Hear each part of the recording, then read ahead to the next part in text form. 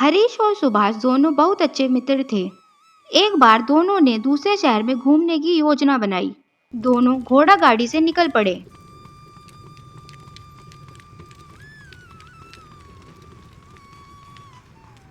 रास्ते में अंधेरा हो गया। आगे बढ़ना मुश्किल था, इसलिए उन्होंने रास्ते में ही कहीं रुकने का फैसला किया। परंतु उन्हें रात गुजारने के लिए आसपास कोई आसरा नजर नहीं आ रहा था। अचानक आसमान में गर्जन होने लगी और बिजली भी चमकने लगी। वे दोनों घबरा गए कि अब शरण कहाँ लेंगे।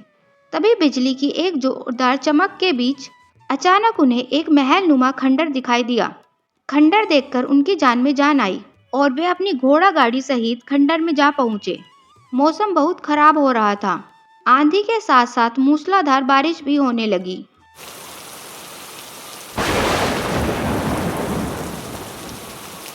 खंडर कमजोर था, इसलिए तेज आंधी से उसके एक हिस्से की छत भी गिर गई। हरीश और सुभाष तेजी से उस तरफ गए। उन्होंने देखा कि छत के साथ साथ एक कलश भी गिरा पड़ा है। उन्होंने कलश को उठा लिया और उसे खोलकर देखा। वह कलश सोने और चांदी के सिक्कों से भरा हुआ था। इतना सारा धन देखकर दोनों की आंखें फटी की फटी रह गई। उन्होंने निर्णय किया कि घूमकर आने के बाद इस धन को आपस में बराबर बांट लेंगे। अगले दिन सुबह होते ही बारिश रुक गई। अतः उन्होंने पुण्य अपनी यात्रा को निकलने का निर्णय लिया और भारी मन से निकल पड़े।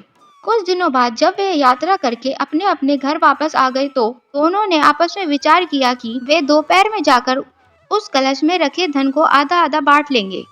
परंतु हरीश खंडर में दोपहर से पहले ही पहुंच गया।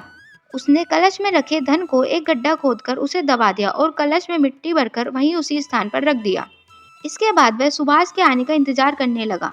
दोपहर होने पर सुभाष भी वहां आ गया। वहां हरीश को पहले से ही आया देखकर वह बोला, दोस्त, लगता है तुम कलश वाले धन को लेकर कुछ ज्यादा ही उत्साहित थे, इसलिए इतनी जल्दी आ गए। अरे, तुम्हें तो पसीना भी आ रहा है। हरीश बोला, तुमने सही कहा, मैं पैसों को लेकर बहुत उत्साहित हूँ। मुझे तो ये सोच कर पसीना आ रहा है कि मैं इतनी सारी दौलत का क्या करूँगा। सुभाष बोला, चलो पहले कलश का धन बांट लें, फिर सोचना कि तुम पैसों को क्या करोगे।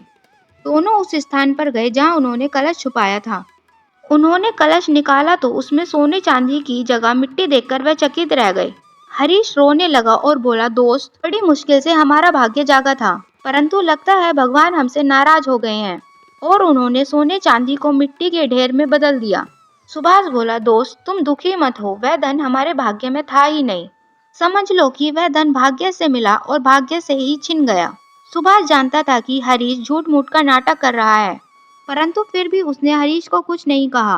दोनों दोस्त घर लौट आए। अगले दिन हरीश खंडर में गया और छिपाए हुए धन को ले आया और उस धन से अच्छे से जीवन यापन करने लगा। एक बार हरीश और उसकी पत्नी ने तीर्थ यात्रा करने की योजना बनाई। वे अपने दोनों बच्चों को सुभाष के घर छोड़कर तीर्थ यात्रा पर निकल पड़े। कुछ दिनों बाद जब हरीश व उसकी पत्नी तीर्थ यात्रा से वापस आए तो हरीश अपने बच्चों को लेने सुभाष के घर गया। हरीश ने कहा, दोस्त, मेरे बच्चों की देखभाल करने के लिए तुम्हारा बहुत बहुत धन्यवाद, मैं उन्हें लेने आया हूँ।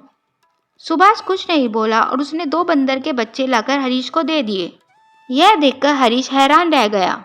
हरीश को हैरान देखकर सुभाष ने कहा, दोस्त, हैरान क्यों होते हो? ये 2 बंदर ही तुम्हारे 2 बेटे हैं।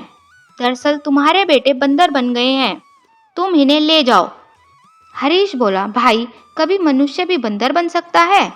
जब सोना चांदी मिट्टी बन सकता है तो बच्चे भगवान के चमत्कार से बंदर क्यों नहीं बन सकते? सुभाष मुस्कुराते हुए बोला। यह सुनकर हरीश के पांव तले जमीन खिसक गई। वह पूरी बात अच्छी तरह समझ गया। वह तुरंत अपने घर गया और अपने दोस्त के हिस्से का सोना चांदी लाकर उसे दे दिया। सुभाष ने भी उसके बच्चे सही सलामत उसको सौंप दिए। इस घटना के बाद दोनों की दोस्ती और भी गहरी हो गई। दोस्तों, इस कहानी से हमें शिक्षा मिलती है, हमें कभी भी किसी के साथ विश्वासघात नहीं करना चाहिए। दोस्तों, अगर आपको हमारी कहानी अच्छी लगे तो हमारे चैनल को लाइक कीजिए, शेयर कीजिए और सब्सक्राइब कीजिए।